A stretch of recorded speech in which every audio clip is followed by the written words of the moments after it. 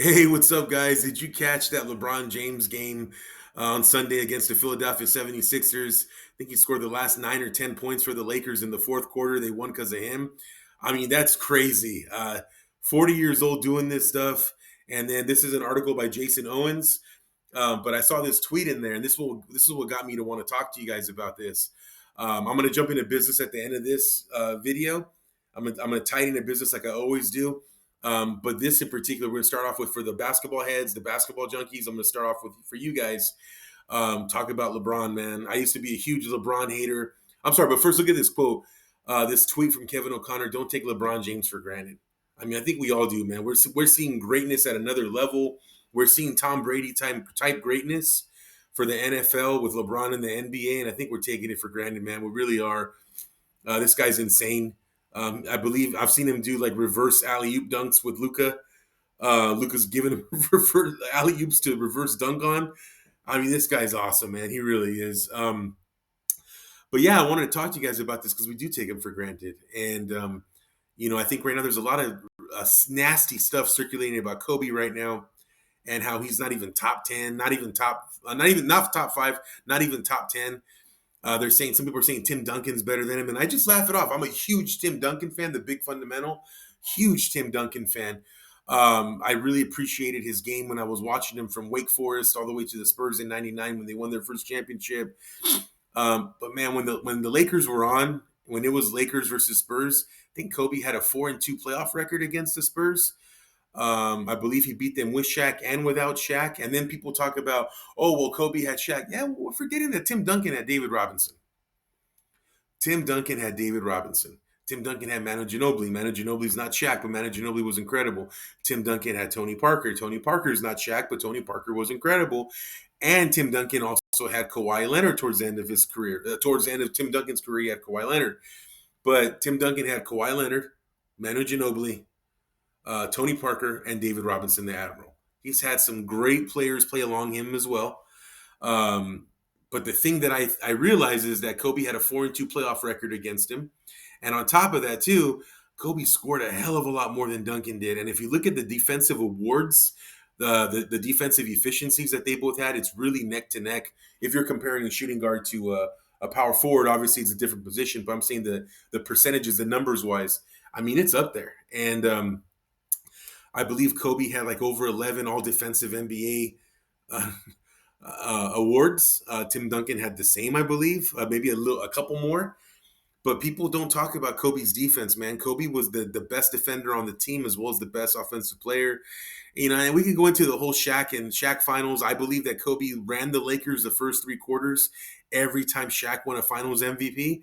And Shaq just completely, no, I'm sorry. Shaq took the first 3 quarters, dominated, and then Kobe would close the game out. Shaq was that guy, but so was Kobe, man. And I'm not even going to get into the debate. If you think that Tim Duncan was better, have fun. I'll never have you run any numbers for me or be my tax person because I just don't want to argue.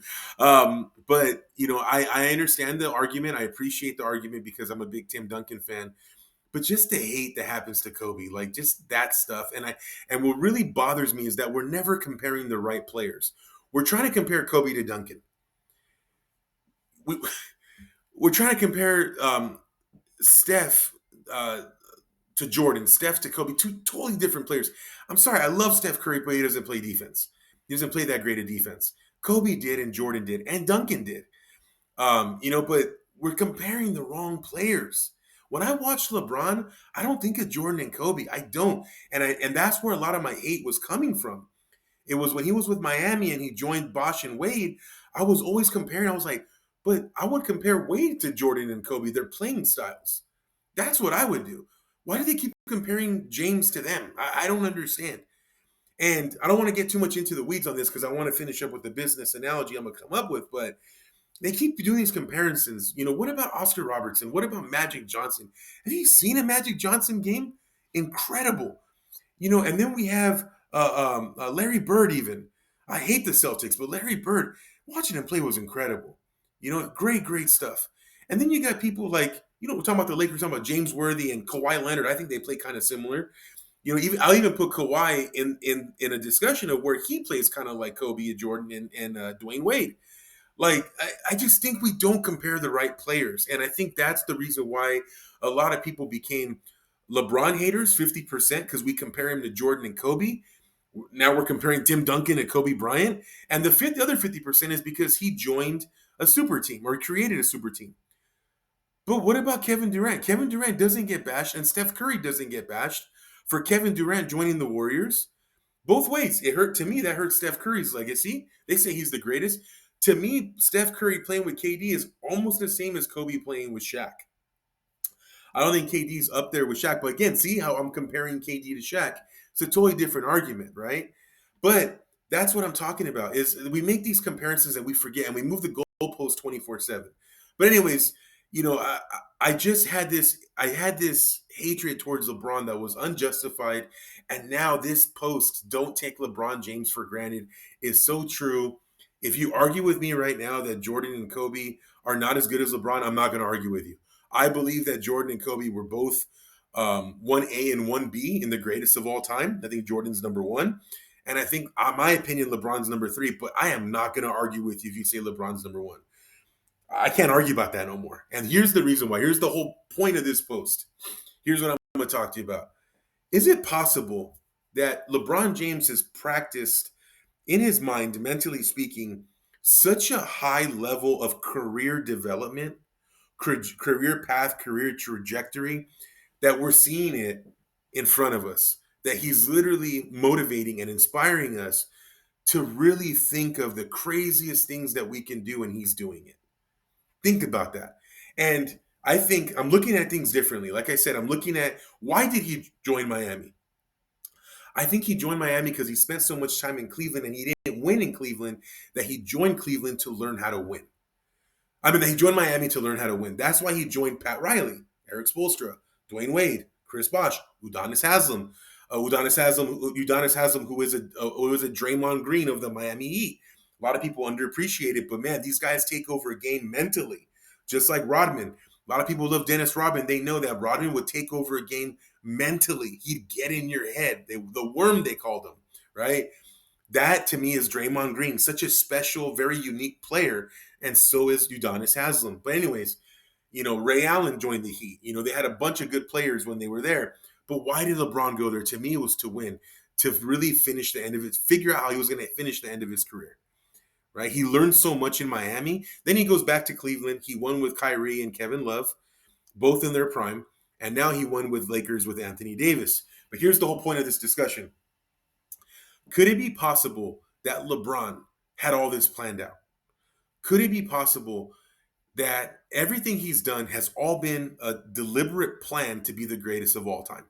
And to me, going into business, that's career development. That's how everyone should be. And that's why you should love what you do. Because if you don't love what you do, you're never going to think that way. You're never going to think about being the greatest at what you do if you hate what you do. That's why that whole saying is if you love what you do, it's not a job, right? Because we spend sometimes more time at work than we do with our families. You should love what you do. Love what you do. You could tell LeBron loves basketball. You could tell Kobe and Jordan love basketball. Duncan, all these guys, they loved basketball. I think out of all of them, Shaq was probably the one who loved the basketball the least because he was such a megastar. But he was, to me, Shaq's still top five. I'm a huge Shaq fan. But anyways, could it be possible that we're seeing a deliberate plan? And it reminded me, I want to do this post. I know this post is late because the game was on Sunday and now we're on Friday. But this whole Diddy and 50 Cent thing reminded me of this. People are talking about how petty 50 Cent is right now because he's doing a documentary on Diddy on Netflix. And also that he bought the first 2 rows of a Ja Rule concert and he didn't put anybody in those seats so it could look empty. Talk about a level of pettiness, right? Could it be possible that we look at that in a negative light, but in some cases, like LeBron's, it's actually a positive light? Because I do think sometimes in order to be the best, you got to be a little petty. Let me tell you why. Is it possible that LeBron James wears number 23 as a homage to Jordan, but to also tell Jordan that by the end of his career, I wore number 23 better than you? Is it possible that LeBron James joined the Los Angeles Lakers because he knows that Los Angeles' beloved star is Kobe and Magic, and he's like, I'm going to be a better Laker than you guys, and at the end of my career? Is it also possible that LeBron James knows that he wanted to be the greatest player for the greatest franchise in NBA history, the Lakers, not the Celtics. Even though they have more championships, a lot of their Celtics are back in the. A lot of the championships are back in the 60s, the 50s, 60s, and 70s. I'm sorry, 60s, 70s, and the 50s was the Minneapolis Lakers. We were the first. We were the first dynasty. But is it possible that LeBron wanted to be the best player of all time on the best franchise of all time, and since LeBron owns the Celtics, he wants to be in the finals against the Boston Celtics and win them wearing a Laker jersey. So LeBron won a championship for his hometown. He joined the dynasty, learned how to win, right? And then he wants to wear number 23 better than the original number 23, Mr. Michael Jordan is Airness. And then he wants to play for the greatest franchise of all time and be the greatest player of all time with the most points scored. So he wants to be the most beloved Laker over Magic, over Kobe. That's why he came to LA.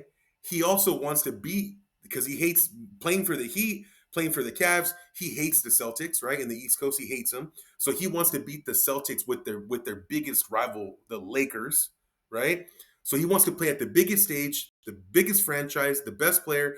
And on top of that, he wanted to win to pass the all-time leading scorer, Kareem Abdul-Jabbar, who wore a Lakers jersey. He wanted to pass him wearing a Lakers jersey.